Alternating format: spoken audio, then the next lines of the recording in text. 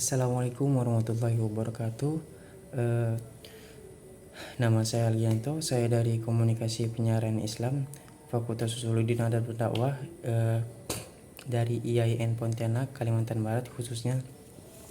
Oke, untuk video yang pertama mungkin saya sudah menjelaskan apa itu komodifikasi dakwah secara mendasar.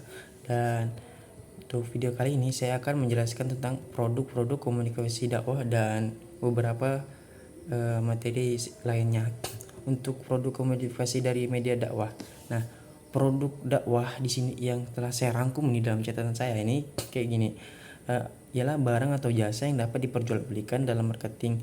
Produk adalah apapun yang bisa ditawarkan ke sebuah pasar atau ke sebuah agensi misalnya kan, atau ke sebuah apapun, dan bisa memuaskan dan sebuah keinginan atau kebutuhan dan tingkat pengecer. Dan produk sering disebut sebagai merchandise dan manufaktur. Produk dibeli dalam bentuk barang mentah dan dijual sebagai barang jadi, sama seperti dalam konteks dakwah di komodifikasi dakwah yang diperjualbelikan atau yang di video sebelumnya kita bahas atau entrepreneurship ya. Namun untuk dakwah diperlukan media dalam proses komodifikasi, dan dari media tersebut dapatlah sebuah produk dalam konteks dalam dakwah yang dimana ada ada ada beberapa yang bakalan saya bahas nih. Nah, yang pertama tuh ada salah satu produk dari dakwah tuh, produk dari media dakwah tuh yaitu YouTube. Mungkin nih teman-teman bertanya, mengapa sih YouTube dikatakan sebagai produk dari media dakwah? Bukannya produk itu platform yang dibuat salah satu agensi atau gini dan hal segala macamnya. Oke, saya akan menjelaskan nih untuk secara mendasar saja ya. YouTube YouTube ini menjadi urutan pertama platform media sosial yang terbuka di Indonesia. WR Sosial Penghimpunan Data mencatat sebanyak 88% penduduk Indonesia menggunakan YouTube. Ini artinya dari 150 juta penduduk Indonesia yang menggunakan media sosial media, terdapat 132 juta orang yang menggunakan media sosial YouTube, dikutip dari Merdeka.com tahun 2020. Lebih dari YouTube dikatakan lebih dari media televisi. Nah, mungkin teman-teman tanya ini kan, mengapa sih YouTube dikatakan salah satu media komodifikasi dakwah ya? Nah, oke, saya akan memberikan penjelasannya. Dikarenakan YouTube itu kan mempunyai karena kan YouTube itu kan mempunyai tempat atau menyediakan suatu tempat untuk kepada orang-orang atau sekumpulan kreator untuk mengupload video, konten, dan dimana kita bisa memanfaatkan daripada peluang tersebut untuk menjadikan sarana untuk berdakwah.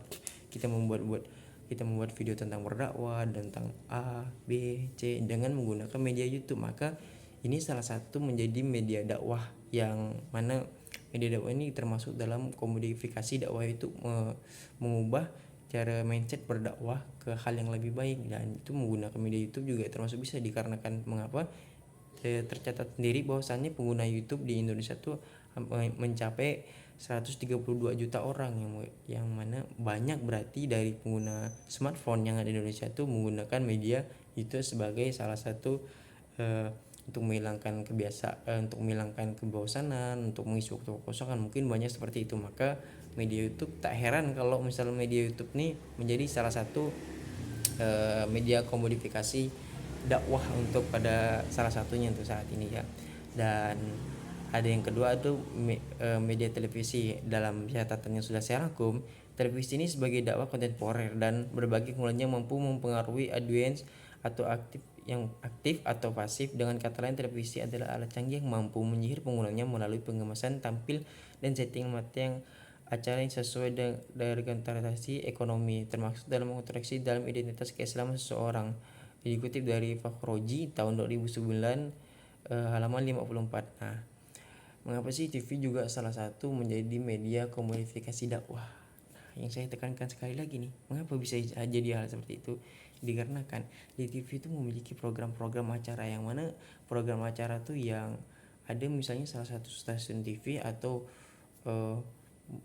menampilkan program acara, menampilkan suatu karya, yang mana karya itu menyudutkan kepada membawakan suatu argumentasi atau ilmu atau pengawasan yang bernuansakan keislaman, yang otomatis secara tidak langsung di dalam video yang digunakan untuk dikeluarkan di dalam media televisi ini walaupun ini menjadi salah satu sarana dakwah, walaupun efektivitasnya media televisi ini tidak melebihi efektivitas pada smartphone. Akan tetapi media televisi ini pada tahun-tahun sebelumnya, sebelum era smartphone berkembang, maka media televisi ini menjadi salah satu acuan terbesar, yang mana hampir seluruh penduduk yang ada di muka bumi ini yang mencapai listrik pada rumahnya itu menggunakan televisi. Jadi dikarenakan itu televisi dan kawan-kawannya bisa disebut salah satu media komodifikasi dakwah. Dalam kutip kawan-kawan itu bisa kayak radio dan yang lain-lainnya lah. Oke, lanjut. Relevansi strategi. Nah, apa sih relevansi strategi nih? Oke, ini catatan yang udah saya rangkum. Relevansi strategi adalah kaitan atau hubungan antara terkait pokok yang masalah sebanding yang sedang dihadapi. Relevansi merupakan perkembangan dari relevan secara bahasa. Relevansi memiliki arti keterkaitan, hubungan atau kecocokan, sedangkan istilah relevansi adalah yang mempunyai kecocokan atau asli kalau mungkin kawan-kawan yang menyaksikan video ini masih bingung apa sih relevansi itu, intinya relevansi itu yang berhubungan, dan bisa kita kategorikan lagi nih, ada relevansi internal dan ada relevansi eksternal. Dan untuk terkaitan dengan komodifikasi dakwah, sama kayak strategi kita bisa ambil dari contoh bahwasanya komodifikasi dakwah saat ini tentu sangat dibutuhkan, prosesnya harus berstruktur dengan metode pendekatan tepat. Nah, untuk karena kan itulah relevansi berhubungan antara hal satu dan hal yang lain tuh diperlukan agar ketika kita menggunakan sesuatu apapun, ketika kita menjalani sesuatu apapun itu menjadi terasa lebih mudah. Yang kayak model samanya itu kayak sistem pertukaran informasi juga. Relevansi itu intinya kita memiliki hubungan, dikarenakan landasannya itu landasan teorinya itu mungkin kita bisa mindset kita bisa berpikir bahwasanya kalau relevansi ini memiliki feedback. Jadi ketika kita menyampaikan suatu paparan, dan maka kita sedang melakukan hubungan dengan salah satu orang yang kita sampaikan paparan yang kita tadi itu. Nah, dikarenakan itu relevansi menjadi salah satu media di konten komodifikasi dakwah. Nah, kalau tadi kita udah membahas tentang media dari salah satu komodifikasi dakwah, dan berikutnya saya akan membahas tentang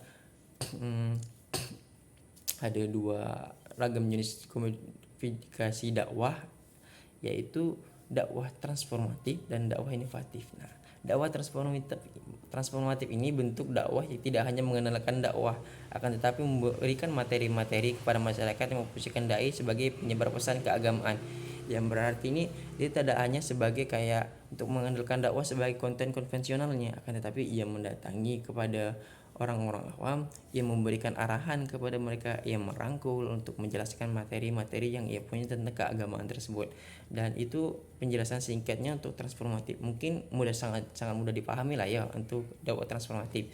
Dan berikut ini ada dakwah inovatif. Nah, apa itu dakwah inovatif? Oke, zaman modern, kayak catatan yang saya punya tuh, zaman modern seperti ini sungguh sangat pesat sekali perkembangannya industri, apalagi perkembangan di bidang teknologi komunikasi sungguh demikian canggih sedemikian dunia dalam perkembangan kita, seakan-akan antara negara seperti terbuka lebar, kayak hanya hanya titik kutub dan titik selatan itu kita bisa satukan, bisa dipertemukan dengan mudah dengan cara menggunakan perkembangan teknologi yang ada pada zaman sekarang ini.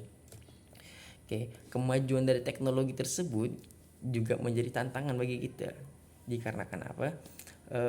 Mohon maaf nih kalau seandainya kalau perkataan saya mengandung kalimat yang salah ya.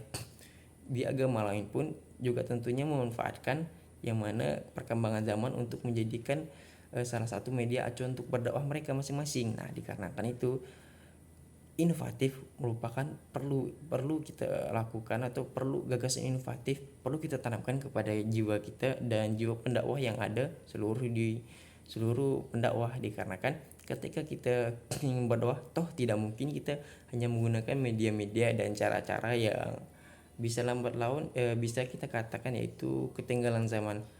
Mungkin ketika kita berdakwah menggunakan metode dakwah yang ada pada Rasulullah, yaitu berdakwah dan mendatangi satu-satunya.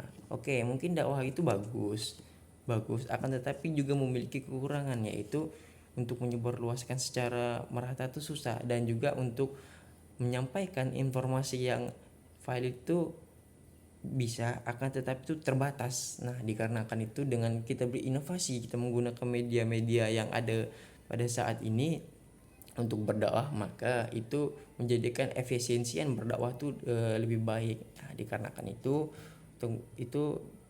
itu untuk menggunakan media-media berdakwah itu kita bisa menginovasikan dakwah menjadi dakwah informatif, dakwah transformatif, dakwah dan inovatif. Dan mungkin hanya itu. Oke, mungkin hanya itu yang dapat saya sampaikan. Jika terdapat banyak kesalahan di dalam kata maupun dalam pendapat yang saya uraikan, boleh kita koreksi bersama karena saya juga masih belajar. Oke, assalamualaikum warahmatullahi wabarakatuh.